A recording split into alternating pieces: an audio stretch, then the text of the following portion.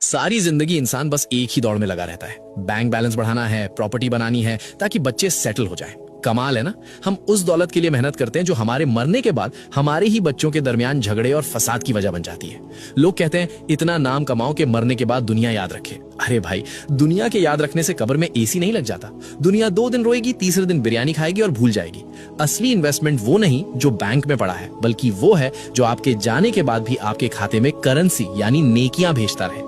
अब जरा हकीकत सुनिए और गौर फरमाइए। इस्लाम में इसे कहते हैं सदकाए जारिया, यानी वो नेकी जिसका सवाब इंसान के इंतकाल के बाद भी रुकता नहीं बल्कि कयामत तक जारी रहता है। सही मुस्लिम की हदीस 1631 गवाह है कि मरने के बाद इंसान के अमाल का सिलसिला खत्म हो जाता है सिवाय 3 चीजों के, जिनमें से एक है वो नेकी जिसका नफा यानी बेनिफिट लोगों को पहुंचता रहे। तो अगर आप चाहते हैं कि कब्र की तन्हाई में भी आपका रिवॉर्ड सिस्टम चालू रहे तो ये 6 काम आज ही नोट कर लें। कुरान पाक, किसी को कुरान मजीद तोहफे में दे, जब जब वो पढ़ेगा हर हर्फ पे आपको सवाब मिलेगा।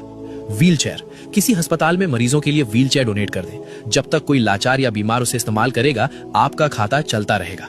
मस्जिद की तामीर में हिस्सा लें, ईंट रख दें या पंखा लगवा दें, ये अल्लाह का घर है, यहाँ इन्वेस्टमेंट कभी डूबती नहीं।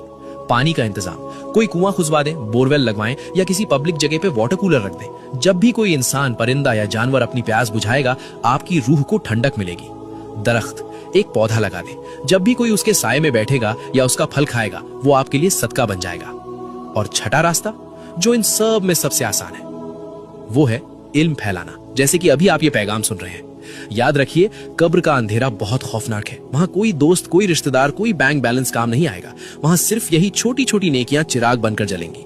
मौत का कोई कैलेंडर नहीं होता, बुलावा कभी भी आ सकता है, इसलिए इंतजार मत कीजिए। ये छठा काम अभी करें। इस पैगाम को अपने मुस्लिम भाई बहनों तक पहुंचाएं। अगर आपकी वजह से किसी एक ने भी इनमें से कोई एक नेकी कर ली तो सोचिए आपकी आखिरत का कितना बड़ा सामान तैयार हो जाएगा।